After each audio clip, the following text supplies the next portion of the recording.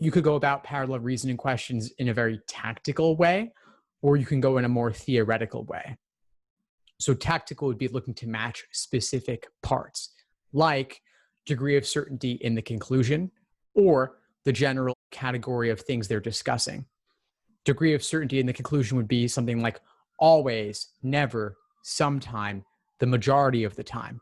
Then the category of things they're discussing would be all people versus some people versus majority of people versus people who X, Y, Z. So all people in the world versus all people who take the LSAT versus all people who take the LSAT and get a 180 versus some people who study for the LSAT. Those all mean very different things, of course.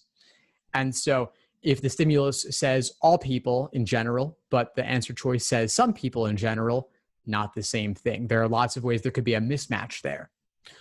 Degree of certainty is the easiest to look for in the conclusion. Category of things or people they're discussing, how they qualify it could be a little bit tougher to look for, but still that sort of tactical matching will only carry you so far. The more theoretical would be to simply absorb the general method of reasoning in the stimulus, the way in which they go about making their argument.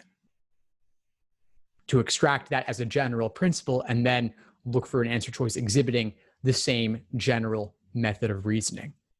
And so this ties into principle application questions, of course, where they're giving you the principle rather than forcing you to extract it from the stimulus. But there's a lot of similarities there. And they're also both parallel reasoning and principle application.